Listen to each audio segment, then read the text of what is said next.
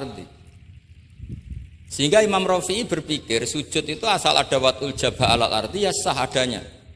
Dan beliau mengklaim, ini saksinya Pak Khairuddin ini, wasabe as-sujud wa aqalluhu mubasyaratu ba'di jabati musallahu. Ya. Beliau hanya mengatakan wala yajibu wat'u yadaihi wa rukbataihi wa qadamaihi fil azhar. Wala yajibu. Ini kalau enggak percaya, sampean baca. Masih tarahum bisa ya? Coba baca. Wala yajibu coba wat'u yadaihi pakai nada Indonesia, jangan nada negara sebelah coba. Wala yajibu wa rukbataihi wa qadamaihi fil azhar. Jadi menurut Imam Rafi'i ketika sujud itu tidak harus watul yad, tidak ada watul rukbah, tidak ada watul. Nah, karena secara lughat yang namanya sujud itu ya seperti itu, watul jabha. Dan sujud itu sudah dikampanyakan sedemikian rupa bentuk ketertundukan tertinggi, yaitu dengan watul jabha. Artinya posisi kepala di bawah pantat. Tapi terus Minhajut Thalibin, padahal Imam Rafi'i ketika ngarang itu menyebut fil adhar dalam kitab Al-Muharrar. Terus kultu kata Imam Nawawi al-adhar wujubuhu. Ya masyhur kan, karena Imam Nawawi berdasar riwayat umirtu an asjuda ala sa'wati azumin al-jabha wal yaden warukbaten wal qadam. Saya baca lagi ya, umirtu an asjuda ala sa'wati azumin al-jabha wal yaden warubaten wal qadamain. Nah, andekan Imam Rafi'i ketemu Imam Nawawi, kamu ikut kubu siapa? Nawawi kan? Nah, sekarang oke, berdasar riwayat dan praktek guru-guru kita semuanya seperti itu. Kalau sujud melibatkan 7, oke, itu berdasar riwayat dan berdasar perilaku guru-guru kita. Oke, secara sanad kita tidak punya pilihan, pasti seperti itu. Ikut guru. Tapi kalau pertanyaannya dibalik, saya ulang, pertanyaannya dibalik. Min asbabir riddah itu adalah sujud lisonamin. Kira-kira kalau ada orang sujud hanya watul jabah lisonamin, sudah murtad apa belum? Murtad kan? Loh enggak, sudah murtad belum? Termasuk murtad kan sujud lisonamin atau li ghairillah. Kira-kira untuk murtad syaratnya melibatkan 7 anggota apa cukup watul jabah? Untuk sah menjadi murtad. Nggak, misalnya kamu, jangan kamu lah, kamu potongan tidak mungkin murtad insya Allah lah. Misalnya ada orang murtad dengan cara murtad yang fi'li, contohnya apa? Kasujudin lisonamin. Murtad kan, ingat masih ada 3 kan? I'tiqadi, qauli, fi'li. Yang fi'li contohnya kasujudin lisonamin. Untuk menjadi sah murtad itu nunggu 7 anggota apa salawatul jabah? Enggak jawab, jangan ngawur saja kak, biasanya aja. Udah enggak usah. Kan biasanya ngawur terus enggak apa-apa, masih anak-anak aja. Hati-hati aja tetap ngawur apalagi. Enggak, menurut kamu sudah murtad belum? Ya kan murtad kan? Artinya kalau itu sah untuk menjadi murtad, harusnya juga sah untuk menjadi sujud karena sama-sama simbol. Sujud watul jabah faqat ya simbol takzim ke Allah setinggi-tingginya. Kenapa menjadi murtad? Karena ini simbol hormat kepada sonam setinggi. Sehingga Imam Rafi'i berpendapat sujud itu tidak harus melibatkan anggota 7. Ya kira-kira gitu lagi. Makanya tadi saya juga matur Mas Hasan, piye gurumu mbok kancamu lah, guru keduren. Maca fikih ora ana khilaf iku fikih apa? Fikih ben seru itu harus ada khilaf. Ya ini sama yang baca supaya jadi seksi. Kalau menurut Imam Rafi'i seperti itu. Enggak, ya harus jadi wala yajibu ini. Enggak akan keliru. Tadi kan sudah tak baca. Wala yajibu wad'u yadayhi wa rukbatayhi wa qadamaihi fil adhar. Imam Rafi'i di Muharrar terus qultu al-adhar wujubuhu. Ya kan sama-sama bilang al-adhar. Imam Rafi'i bilang enggak wajib ya al-adhar. Imam Nawawi bilang wajib ya al-adhar. Kamu partai mana? Ditutup wallahu a'lam. Oh iya.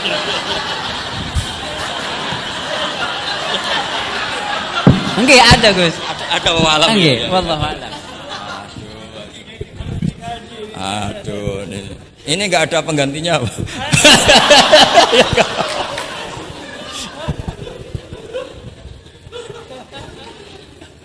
Jadi fikih itu mau tidak mau harus khilaf karena sudut pandangnya seperti itu. Misalnya sopan itu baik. Misalnya saya di sini, kiai kamu saking sopannya itu dodok mulai sana itu bagus. Tapi nak kiaimu apa kepleset terus kue sopan. Sedang kiaimu kesemper lagi dok. Sehingga kita sebagai kiai itu mikir sopan itu bagus. Tapi kalau berlebihan kan tidak efektif kan. Cong aku pengen jedeng tuntun kayak pokono. Kalau sini tuh kan deprok terus melaku ke sini. Jadi makanya ya kita harus ngeritik juga. Sopan berlebihan juga akhirnya ada efektif. Cong sedang kiaimu tiba mati kayak lagi dok kan. Nah, sekarang perempuan juga gitu. Mbak-mbak yang cantik tuh baik sopan apa baik tidak sopan? Baik tidak sopan. Karena kalau sopan sama Pak Wahid, ayu sopan, mesti eling terus ra iso turu. Tapi nak ra sopan, seneng aku, gaji ini Mahatali mau piro. Itu langsung lupa. Dan itu bagus karena melupakan Nah, lo betul ini kan katanya tadi siapa yang hafal Quran? Ya nisa an-nabi lastunna ka ahadim inan nisa. Ini taqaitunna fala takhdu'na bil qaul fayatma alladzi fi qalbihi marad. Wahai orang-orang yang cantik, kalau ketemu lelaki itu jangan terlalu sopan. Fala takhdu'na bil qaul. Kalau ngomong jangan terlalu khudu karena bawaannya lelaki yang fi qalbihi maradun, khudu itu dianggap mau. Saya tadi ada Mbak cantik sama Pak Khairuddin atau sama Pak Wahid sopan. Mohon kalau derek guru mawon, mesti pikirannya, oh maksudnya gelem tak wayo, mesti dah padahal maksudnya derek itu menderek mata pelajaran. Tapi utek-utek begini itu kan, yang fikol dia apa? Marot, contoh saja loh. Tapi bisa fakta. Itu mesti pikirannya itu kemana-mana.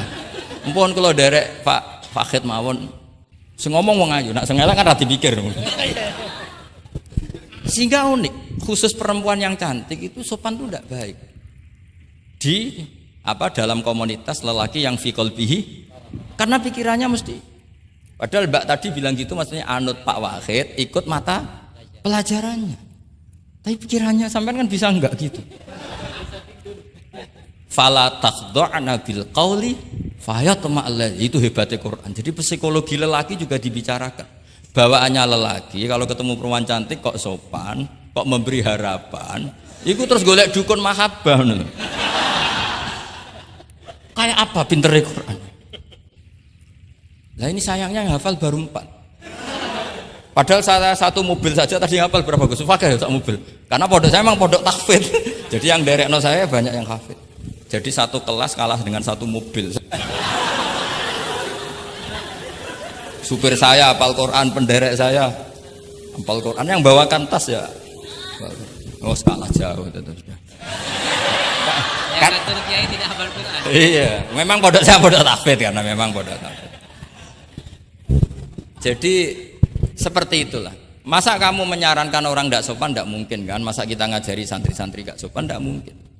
Tapi kalau kamu ajari sopan, khusus yang cantik, ketemu lelaki yang seperti itu, akibatnya fayat ma'alladzi fi qalbihi marad. Makanya di sarah-sarah atau di tafsir-tafsir sampai ada penjelasan wa yusannu lil marati takhlidu sautiha. Perempuan disunatkan menebalkan suara untuk menghilangkan rasa apa? Syahwat lelaki tadi. Terus paling enggak misalnya enggak mau nebalkan ya judes. Misalnya ketemu Pak Wahid, "Mbak apa ning ndi?" "Gak urusanmu." Oh, itu mesti langsung lali. Nah, tapi nak jawab, badhe napa ngersakno napa? Nggih kula tak derekno jenengan riyen. Wah, bahaya. Padahal maksudnya derekno iku ya mata pelajaran, ndak ada hubungannya dengan mau dinikah. Tetap muni naudzubillah lah kalau itu. Nah, itu fikih. Jadi fikih itu menginduk ke usul fikih. Tapi usul fikih sendiri itu kalau ndak ngerti fikih jadi itu jadi liar. Karena khayalnya lebih tinggi. Makanya banyak orang yang pengagum usul fikih itu jadi liberal karena terus terlalu banyak khayal. Maka pondok-pondok itu harus ada fikih dan ada usul. Saya beri contoh liar itu begini misalnya. Maqasidus syariah itu kan bisa subjektif. Sehingga Imam Syafi'i itu yang kritik man istahsana faqad syarra'a. Orang yang sering berpikir istihsan Fakat syar'a, maka dia mau berpikir bikin syariat tandingan. Misalnya gini, saya ini kiai yang suka tirakat. Karena dulu misalnya mondoknya itu suka tirakat. Terus santrinya diwajibkan puasa setahun atau diwajibkan nggak boleh makan nasi. Itu bikin syariat tandingan. Karena apa? Tahrimu malam yahrum, mengharamkan sesuatu yang tidak haram. Atau mewajibkan ijabu malam yajib. Itu termasuk kriminal cara Sulam Taufik. Loh iya, bahkan Sulam Taufik mengebabkan itu di bab riddah. Saya ini sudah tak toleransi, temu tak tulis minal kabair, kalau di Sulam Taufik dimasukkan bab riddah karena ijabu malam yajib berarti bikin syariat. Atau tahrimu malam yakhrum juga artinya bikin, tidak tahu guru di sini biasanya tahrimu malam yakhrum apa tahrimu malam yuharram. Umumnya bacanya apa? Bisa dua. Ya rodok maju berarti semuanya. Nah, tapi kamu tidak bisa menyalahkan kiai-kiai yang mengharuskan muridnya tirakat karena itu cara untuk kasrus syahwah misalnya, untuk memecah syahwat. Tapi tetap saja nggak boleh mewajibkan karena nanti ada syariat tandingan, nggak boleh. Syariat ini sudah sempurna, nggak boleh ada syariat baru. Yaitu disebut ijabu malam yajib atau tahrimu malam yakhrum.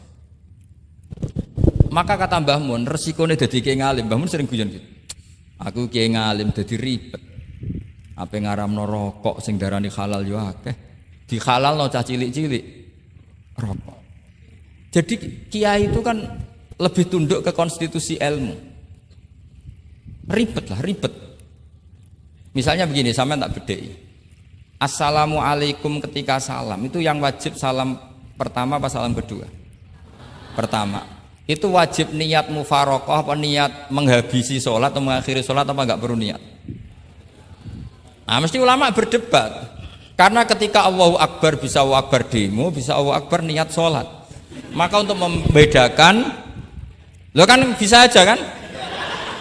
Demo itu udah harus berontak enggak? Misalnya kamu ngerti perempuan yang kamu cintai, ternyata omongan mbek Pak Guru Khairuddin kan Allahu Akbar, guru kok ngono kan gitu kan.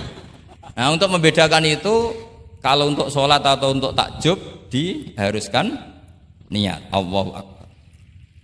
Nah sekarang salam harusnya juga ada pikiran begitu. Ini salam karena ketemu orang, apa salam karena keluar dari sholat. Makanya selalu ada ulama yang berpendapat wajib niatul khurud minas sholat. Karena logikanya kalau Allahu Akbar wajib niat sholat untuk membedakan Allahu Akbar yang wiridan, Allahu Akbar yang takjub, Allahu Akbar yang demo, untuk membedakan itu semua niat. Salam juga gitu, salam mubalek, salam kenalan, salam apa, harusnya pembedanya adalah niatul khurud minas sholat. Makanya saya tadi itu komplain sama Pak Khairuddin, itu Basul Masail Fikih kok tidak ada khilafnya. Hebat betul orang itu kata saya. Itu yang putri itu. Oh yang putri itu. Nah, jadi apa? Kaidah-kaidah seperti itu nggak bisa dihindari, khilaf-khilaf seperti itu nggak bisa dihindari. Ini saya baca ya, misalnya contoh-contoh yang itu mulai apa? Mulai salam ya. Jadi pilihan-pilihan itu, misalnya di salam ana jaza anha, terus asani asyar assalam wa aqalu assalamualaikum wal aso jawa qultu al aso al mansur wa annahu la tajibu niyatul khurud. Jadi ada yang bilang tidak wajib, mesti artinya ada yang bilang wajib. Karena jadi nggak ada pilihan. Setelah ada pembanding itu udah ada. Sekarang begini lagi. Ini yang ulama kadang-kadang ya nyuwun sewu andekan kita ulama itu kadang ra cocok, tapi cocok ra cocok ya harus didengar ini ngaji. Ulama fikih kadang ya sembrono, tapi kok aja muni ngono kualat. Saya ngomong aku wae. Nak darani iktidal, menamai iktidal itu ruknun qasirun ghairu maksud. Julus benas sajdatain atau jalsah itu kan ruknun qasir ghairu. Itu banyak ahli hadis yang komplain. Ini ngawur betul fuqaha itu. Wong rukun kok ghairu maksud. Dan mereka berani bilang itu rukun sing ghairu maksud. Kusida lil fasli, hanya dimaksudkan untuk pemisah. Itu kan yo mangkelno wong rukun kok ghairu. Ternyata ulama itu punya niat begini. Setelah dikatakan ruknun qasir, maka jangan ada pesaing. Yaitu ukurannya apa? Julus jalsah benas sajdaten enggak boleh lebih lama ketimbang tasyahud akhir. Tasyahud awal sunat jangan ngaji ora khatam. Tasyahud akhir apa awal? Akhir, berarti sabtu lisan pinter lah pinter. Iktidal juga ruknun qasirun, maka enggak boleh lamanya menandingi qiyam lil Fatihah. Ya, sudah jelas ya. Yang jalsah benas sajdaten enggak boleh menyaingi tasyahud akhir. Yang iktidal enggak boleh menyaingi qiyam lil Fatihah. Ternyata ulama itu ya mikir, disaingi ku ya ora enak. Ngene kaya kula disaingi Khairuddin ya ora gelem. Ora krana sombong, disaingi itu ndak enak. Kecuali level ya. Kecuali level. Level ya hafal Quran ya 30 juz. Itu Jibril bisa demo ke kamu. Memangnya saya hanya nurunkan ayatul ahkam. Enak saja milik. Memangnya selain ayatul ahkam enggak menarik. Itu kalian semua pasti berhadapan dengan Jibril. Coba Jibril nurunkan semuanya apa hanya ayatul ahkam? Kalau saya ketemu kan aman.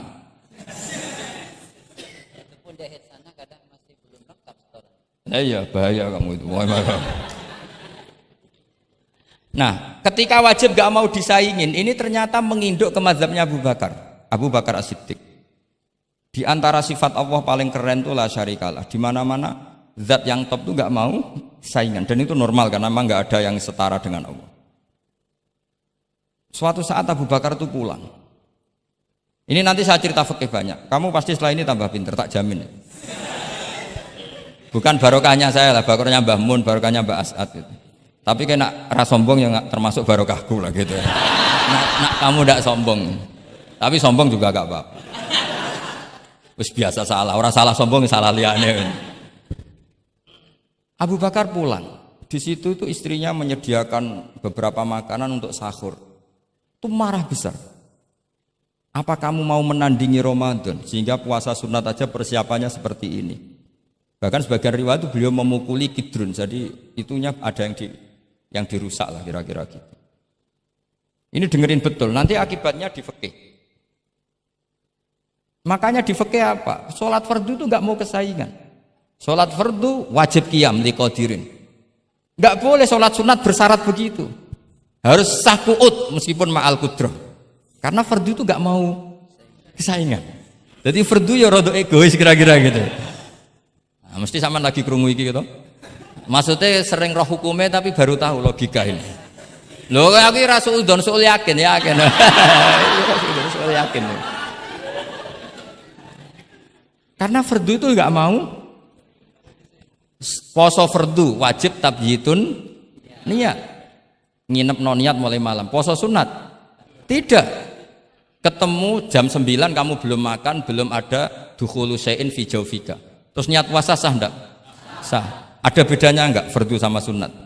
Ada. Sholat fardu wajib itmam, puasa wajib itmam, puasa sunat amiru nafsi. Wah, puasa sunat kok bojo lagi apian bisa kamu batalkan. Tapi nak puasa fardu, oh sanksinya berat. Itku rokobatin sampai ya siamu sehari ini apa? Mutatabi'an. Terakhir itamu sitina. Tapi kalau puasa sunat amiru nafsi, kamu terus nggih monggo, ndak terus intinya fardu itu enggak mau disaingin. Batin fardu egois kata saya. Nah, Abu Bakar sampai begitu. Ono wong poso sunat kok sampai nyiapno buka, nyiapno sahur, ku marah. Bahkan marahnya enggak sekedar di hukumnya, di perlakuannya. Kamu itu memperlakukan puasa sunat aja kok kayak memperlakukan fardu.